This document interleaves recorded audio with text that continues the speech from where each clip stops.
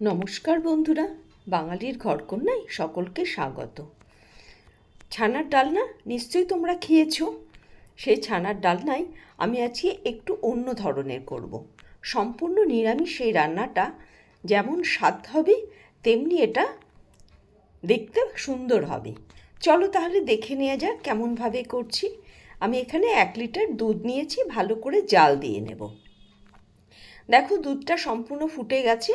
আমি এই চামচে 2 চামচ ভিনিগার নিয়েছি আর 2 চামচ জল নিয়েছি, অর্থাৎ 1:1 হিসাবে আমি জল আর ভিনিগারটাকে মিশিয়েছি। এবার এটাকে গ্যাসটা অফ করে অল্প অল্প করে আমি ভিনিগারটা দেব, যাতে ছানাটা সম্পূর্ণ কেটে যায়। একবারে সবটা দেবে না, একটু অল্প অল্প করে আস্তে আস্তে দেবে আর এটাকে নাড়াচাড়া করবে, তাহলেই দেখবে ছানাটা আস্তে আস্তে কেটে যাবে। তোমরা চাইলে লেবু দিয়েও করতে পারো, তবে লেবু দিয়ে ছানা করলে না একটু শক্ত হয়, আর ভিনিগার দিয়ে ছানাটা কাটলে পারে খুব সুন্দর হয়, নরম হয়। দেখো ছানাটা আমার সম্পূর্ণ কেটে গেছে। দেখো জলের কালারটাও সম্পূর্ণ পরিবর্তন হয়ে গেছে। এরকম হালকা সবুজ কালারের জল হলে তখন তুমি বুঝতে পারবে ছানাটা হয়ে গেছে। ছানাটা আমি একটা ছাঁকনির মধ্যে নিয়েছি, যেহেতু ভিনিগার দিয়ে কেটেছি তাই একটু জল দিয়ে ভালো করে ধুয়ে নিচ্ছি, যাতে ভিনিগারের টক ভাবটা চলে যায়। এবার জল ঝরানোর পর ছানাটা আমি একটা পাত্রের মধ্যে ঢেলে নিচ্ছি। এবার এর মধ্যে দিয়ে দিচ্ছি 1 চামচ মতো ময়দা। ময়দাটা দিলে কি হবে, ছানাটা ভাজার সময় এটা ছিঁড়ে যাবে না। এবার এটা দিয়ে খুব ভালো করে হাতের তালু দিয়ে চটকে চটকে মাখতে হবে। আমার সম্পূর্ণ মাখাটা হয়ে গেছে। এবার আমি এর থেকে কিছুটা কিছুটা করে অংশ নিয়ে এটা হাতের তালুতে গোল করে সামান্য একটু চ্যাপ্টা করে দিচ্ছি। চ্যাপ্টাটা করে দিলে কি হবে বলো তো, যখন রান্নাটা করবে তখন ঝোলটা খুব সহজে এর মধ্যে প্রবেশ করবে। আমি এবার কড়াই চাপিয়ে দিয়ে দিয়েছি। এখানে আমি 2 টেবিল চামচ মতো সর্ষের তেল নিয়েছি, তেলটা গরম করে নিয়েছি মাঝারি টু লো ফ্লেমে। এবার আলুগুলোকে ভালো করে ভেজে নেব। একটু লাল রং করে ভেজে নিলে পারে আলুগুলো বেশ ভালো হবে। দেখো আমার আলুগুলো হালকা লাল রং হয়ে গেছে। এবার আমি এগুলোকে তেল থেকে তুলে নেব, অর্থাৎ তেল ঝরিয়ে আলুগুলোকে তুলে নেব।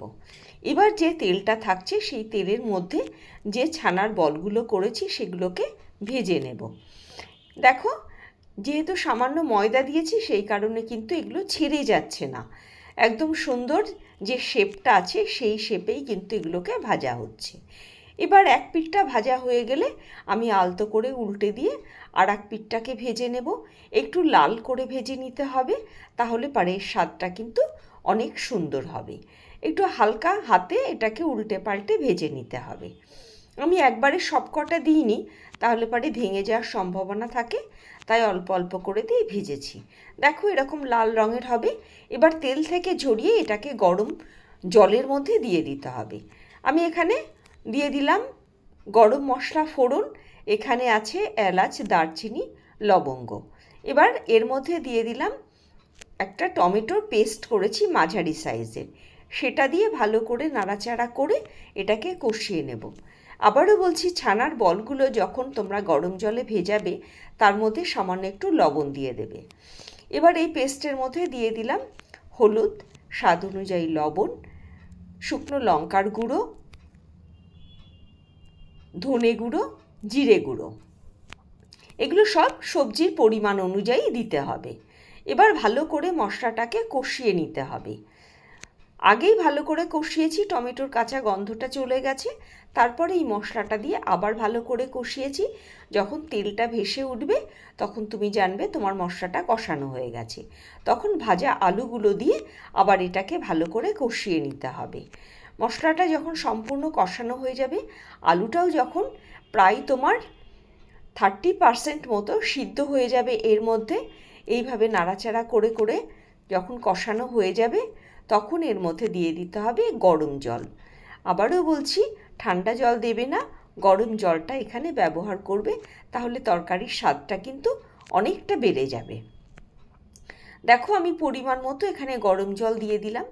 তোমরা যতটা ঝোল খেতে পছন্দ করবে সেই অনুযায়ী জলের ব্যবহারটা করবে।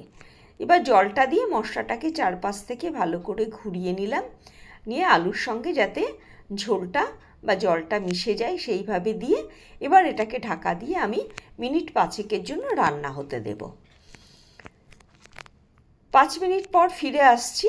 ঢাকনা খুলে দেখো ঝোলটা অনেকটাই কমে গেছে। এবার আলুগুলোও দেখতে হবে সিদ্ধ হয়ে গেছে কিনা। হ্যাঁ, আলুগুলো 80% সিদ্ধ হয়ে গেছে।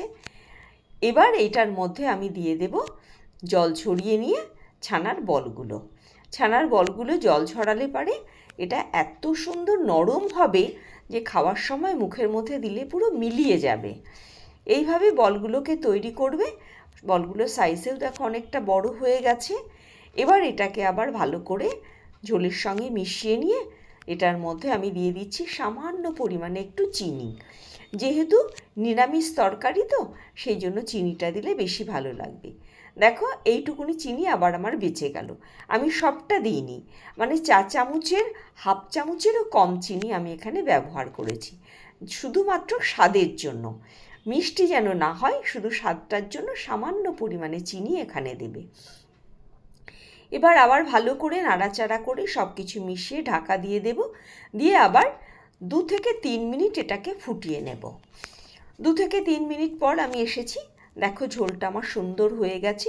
এবার আমি গ্যাস অফ করে এটাকে 5 মিনিট রেস্টে রেখে দেব। সকলকে অনেক ধন্যবাদ আমার ভিডিওটা সম্পূর্ণ দেখার জন্য। আমার ভিডিও দেখে যদি তোমাদের ভালো লাগে তাহলে অবশ্যই একটা লাইক করবে, আর যদি বেশি ভালো লাগে তাহলে একটা সাবস্ক্রাইব করে দেবে। যারা আমার চ্যানেলে নতুন এসেছো তাদেরকে অনুরোধ করব অবশ্যই আমার চ্যানেলটাকে সাবস্ক্রাইব করবে এবং বন্ধুদের মধ্যে একটু শেয়ার করে দেবে, তাহলে আমি আরও বেশি উৎসাহ পাবো। যারা ফেসবুক থেকে দেখছো তাদেরকে অনুরোধ করব আমার পেজটাকে একটুখানি ফলো করে দিও। সকলে ভালো থাকবে, সুস্থ থাকবে। আমার ভিডিও দেখে অবশ্যই মতামত দেবে, আমি উৎসাহ পাবো। নতুন নতুন ভিডিও পাওয়ার জন্য বেল ঘন্টাকে প্রেস করে দেবে। তাহলে আবার দেখা হবে নতুন আর একটা ভিডিও নিয়ে, আর একটা পর্ব নিয়ে।